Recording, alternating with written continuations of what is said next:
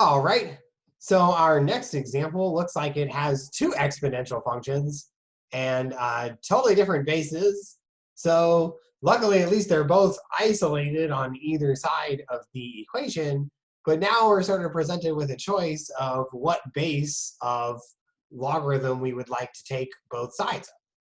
Well, we can choose any base that we like. I think if you recall that previous example where we had 5 to the x equals to 12, uh, I took natural log of both sides in that example, and there was nothing wrong with that. We could have taken log base 5 back then too. That was fine too. But in these ones where there really is sort of ambiguity of which base you might like to choose, I typically choose natural log, although you are free to choose any legal base that you like. Your answers might look different, but they won't actually be different, I promise. So I'm probably going to pick natural log here. So here we go. So I'll take natural log of both sides. And so we have that natural log of 7 to the 3x minus 1 equals natural log of 4 to the 2x plus 5. And now we will invoke the exponent rule for logarithms, which says that we can yank these exponents downstairs outside. So we'll have 3x minus 1 times ln of 7 equals to 2x plus 5 times ln of 4. Okay, and so now we'll just multiply through. So we'll have 3 times natural log of 7 times x minus natural log of 7 equals to 2 times natural log of 4 times x plus 5 times natural log of 4. So notice here, these are all just numbers. They're not very pretty numbers, but they're just numbers here. Natural log of 7, natural log of 4. So the only things that are variables here are x. So okay, so that means that we'll combine like terms. So I'd like to combine everything that has an x and put it on one side, and everything that doesn't have an x is just a constant we'll put on the other side. Because ultimately, I'd like to be solving for x. So I have here 3 times natural log of 7 times x. I'll keep that on the left, and I'll bring over 2 times natural log of 4 times x. So I'll subtract that from both sides and get it over here. And likewise, we have still here minus natural log of 7 on the left. So we might want to add that one to both sides so that on the left side, we can get natural log of 7 plus 5 natural log of 4. And then on the left side, we can factor out x, and we'll have 3 natural log of 7 minus 2 natural log of 4 all times x. Again, this is just some silly number. It's not a very nice looking number, but it's a number. So what we can do is divide both sides by that number.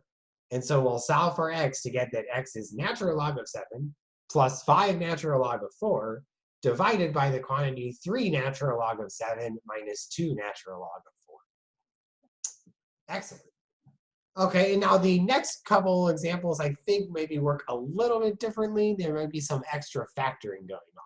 So in the first one of these, we see that we have 2 times x times e to the x minus 6 times e to the x equals to 0. So the first thing I see is a common factor of e to the x. So let's factor that out. And so we're left with e to the x times 2x minus 6 equals to 0. But if you harken back to way previous in the semester, we have here a product of two numbers equals to 0. Which means that one of those two numbers must be 0. Either e to the x equals 0, or 2x minus 6 equals 0. Now recall that e to the x can never equal 0, because e to the x has this horizontal asymptote of y equals 0 that it never crosses. So this equation doesn't give us any solutions. So the only solutions we get come from the equation 2x minus 6. So we get that 2x equals to 6. The equation 2x minus 6 equals to 0. So we get that 2x equals to 6, and so x equals to 3. Okay, the next example has for us e to the 2x minus 8e to the x minus 20 equals to 0. This is another example that kind of harkens back to something that we did much earlier in the term. This is an example of an equation that is what we would call quadratic in form or quadratic-like. So if we do some kind of substitution where we let u stand for e to the x, then u squared equals e to the x all squared.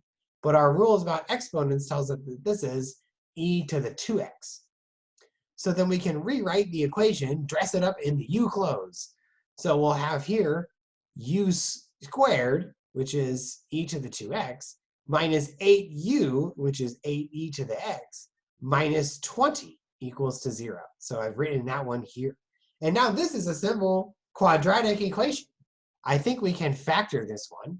So two numbers whose product is minus 20, but whose sum is minus 8 are minus 10 and 2. So we can factor this guy as u minus 10 times u plus 2 equals to 0. And so now we have a product of two numbers equals to 0. So one of the other of the numbers must be 0. Either u minus 10 is 0, or u plus 2 is 0.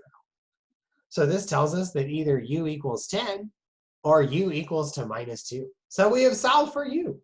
But they asked us to solve for x. So now we will go back and remember what u was supposed to stand for in terms of x. That was e to the x. So now we get two new equations, namely e to the x equals 10, or e to the x equals minus 2. But again, e to the x has a horizontal asymptote of y equals 0, which it never crosses. And so e to the x is never going to equal to minus 2, because e to the x is always positive for all x. So the only equation that we have here is e to the x equals 10, which we can solve by taking natural log of both sides. So if we do that, we get natural log of e to the x equals natural log of 10. Ooh, but natural log of e to the x is just x, right? Because natural log undoes e to the x. So we are just left with the final answer is x equals natural log of 10. Very nice. Okay, so in the next video, we'll go over the remaining examples that involve kind of going the other way, starting with an equation that has logarithms in it and getting rid of those logarithms by exponentiating both sides. So we'll see you then.